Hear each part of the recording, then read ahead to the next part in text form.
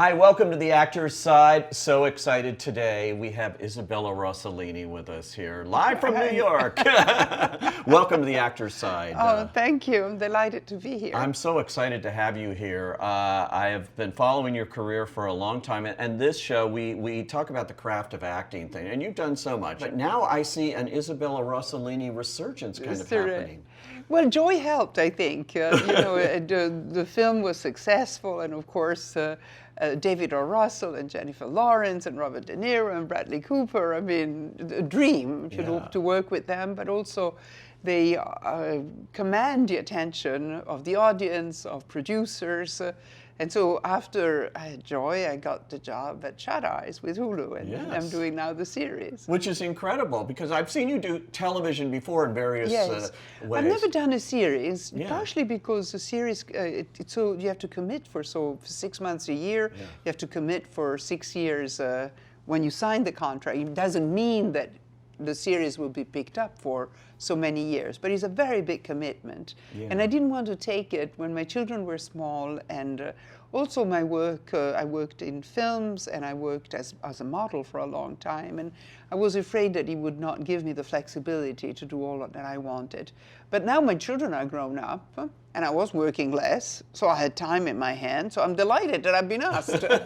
And what a great role, Rita. A fortune teller. Oh my God. I mean, how can you say no? Yeah, but she's the boss. And I'm the boss, and I like that. Yeah, it's a very interesting character. You got it right from the very first episode of the show. You think, okay, where's this going? And then that scene where you just take the, the knife and go down that poor woman's face. You said, she is not fooling around, Miss Rita. No, Rita is not fooling around, no. Yeah. She's very cruel, and I was afraid a little bit that when I see myself on screen, there is a warmth that I was afraid that if I had to play Rita, I had to be cold. But then I thought, no, it would be even more dangerous if I am maternal and warm, because she is the godmother, but like the Godfather, only it happens to be a woman. And I looked at the Godfather. You did? Yes, I looked again at Brando, and he plays it like a grandfather. He's a little bit overwhelmed by life, a little bit overwhelmed by the great responsibility. He's a good listener. You think he's a good listener because he already has plotted how to kill you. But I thought, wow, he was a great inspiration to say, the evil doesn't have to be always with the eyebrow like this. It can be warm, it can be nice, it can be, but it could be more dangerous even. Exactly, and with the kids and everything, there was that whole side, that sweet side, actually. That sweet side, I'm always in the kitchen, I'm preparing food, I'm making sure my granddaughter goes to school, and all that, and yet she's the boss. That's what makes her so interesting. It must be so interesting to play that kind of multi-dimensional role and evolve it as you get to do on television. Yes, well, we did the first season, so I think, and I've asked a lot of the other actors that work with me, they were much more experienced than I am, and they said that in the contrary of working, for example, with a director like David O. Russell or David Lynch, who know exactly, they write their own script, they know exactly what they want you to deliver, so you just say, you want this? No, oh, you want this, oh, you want this. Yeah. When you do a series, you're a little bit the author of your own character. There is an indication in the script. Rita is cruel, she's the boss, but how you are going to deliver that is really a little bit up to you, because the directors, they change all the time. Yeah. And so I had to look at myself and say, how can I be this very cruel person? And I think Rita is cruel because she belongs to another culture. So she's not cruel. She's cruel because she doesn't understand. That's the way she grew up. Yeah. And she's a traditional woman. Right. So, she punishes the way for centuries they've punished the bad guys. Yeah. And that's it. And I thought that would have been a fun way to be a new mean on television. Is that culture prominent in Europe and in Italy too? I know. Yes, I think so. Well, I think that in a lot of countries where women officially, they seem to be oppressed or obedient. I mean, Italy now is, among the seven big industrial countries, but even when I grew up after the war, it was a very poor country, and women had the reputation of being oppressed and of men to be the boss. But that wasn't true. That was the official version, because at home, it was always the women who ran the family, who were the boss. And though my character, Rita, is a Romani, she's not an Italian, what I've read about the Romani, we have that in common with Italian. And I think it's part of this also probably old culture with the matriarch counts a lot, especially in the family.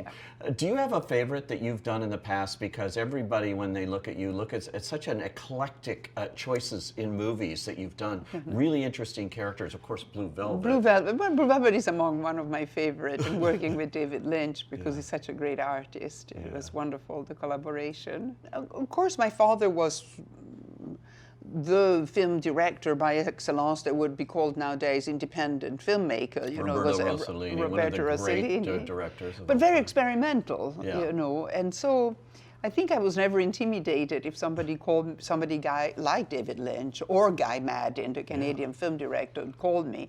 I was always very intrigued to work with them. And maybe a more traditional actor would feel like, well, let me think about it. You know, I mean, not David now is very established and so is Guy, but I'm talking 30, 40 years ago when they were at the beginning of their career. Instead, I always felt a familiarity with that type of cinema, maybe because that's where I grew up.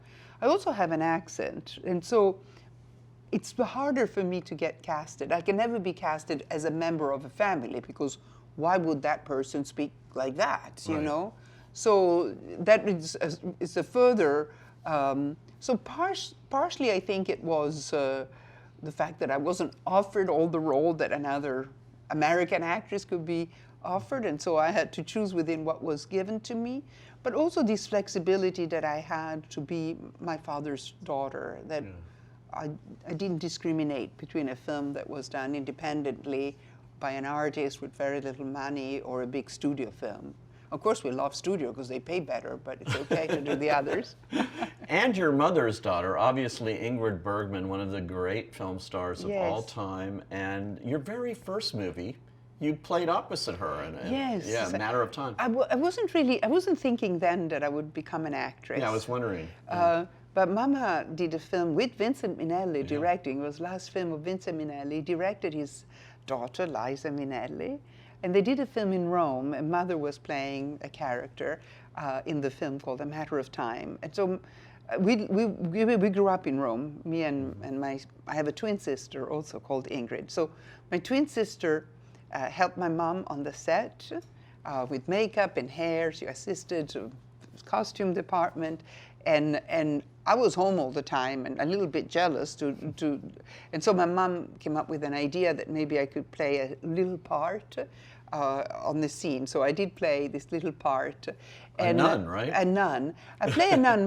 Mama, the character of Mama dies, and she's in the hospital. And Liza Minnelli walks in, and she's looking for her. And my mother thought that I could just be the nun, that I say, she's dead. But he thought it was interesting because there is a resemblance. And so that when I turn and tell the character of Liza Minnelli she's dead, there is also that strange moment where maybe, oh my God, she looks like her when she was young, because my mom and I looked very similar. So then Vincent Minnelli agreed. So it wasn't particularly underlined, but it was the right thought, you know. Cool. That's So I was 2 days on the set. It was terrifying. Well, my gosh, Vincent Minnelli. But Vincent Minnelli, Liza Minnelli. It was great. And did that spark, since you said you didn't particularly see yourself in an acting career? No, because my mom and father were in films, and when you're young, you want to be independent from your family. And so I thought I was going to do something else. I actually studied to become a costume designer. I have a cousin who's a costume designer, and I always liked fashion. And so I was a costume designer a little bit. I helped my dad, and I did something in the theater by myself as a costume designer. But then when I came to America, I was offered to work with a journalist to be his assistant. So I became the personal assistant of a very big Italian journalist. Oh. And then out of that, I started making little film for a comical program. And then I became a model. So all my career of short film, comical film disappeared until I did green porno. Started 8 years ago. Isn't then that I start again. The Sundance. Yes, the Sundance series. That is just, that's full circle to do Yes. that. And you write, you direct, you produce, you star. Yes. And if you haven't seen green porno, check it out however you find it. YouTube, No, it's in Sundance. YouTube. It's easy to YouTube, find. It's everywhere.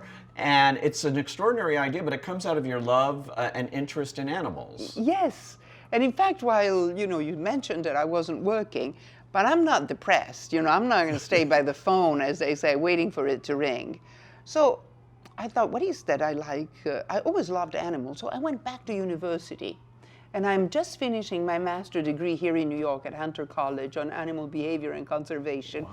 And that's what allowed me to write not only my green porno film, which I made 40 of them, but I wrote a monologue, and I wrote a new monologue. So I toured. You didn't see me on film, so you didn't see me on television, because I was touring 52 Everywhere. cities. Yeah. And now I wrote a new monologue, and so maybe next year, when I'm not doing Shut Eye, I'll be touring the monologue. Doing that, and it's not just the green porno series. You did Mamas, about parenting, Yes. basically, and Yes. now. And then they did one in seduction called Seduce Me. Yeah, it's a fascinating series, and so cool that you're continuing on with that while you're doing all this other stuff. And then, of course, there was that very famous modeling career. Yes. You're back with Lancome? I'm back with Lancome. Can you imagine? After like 20 years. 23 years. How did that, how did that happen? Well, it was really, it was really strange. About 2 years ago, Lancome, which is this big cosmetic company, turned out to be 80. And they wanted to give a big parties. And so I was called and they invited everybody who collaborated, the one that were still alive. And I was still alive. So they invited me.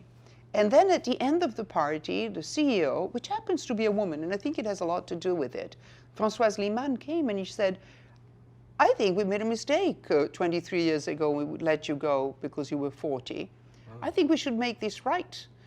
Would you like to collaborate with us again? And I said, of course I would. So what drives you most of all the things you do? I mean, nobody has ever been able to stop Isabella Rossellini from doing what you want to do. I think curiosity, I think I'm curious about something and I go for it.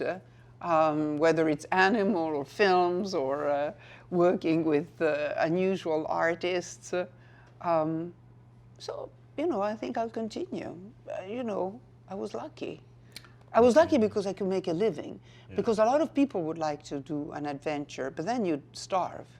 And this is one of the great things. I really owe it to Lancome, that occasionally along the way, big companies that pay serious money, they like you, and we find a way to collaborate. Because, you can never really work and be successful if you just do it for the money. Right. It doesn't work. You cannot work 14 years with that in mind. It doesn't work. Yeah. It's always a marriage. It's always you have to find something, So my relationship with Lancome was like a marriage. It was very intense. It still is today. We are really, truly collaborating.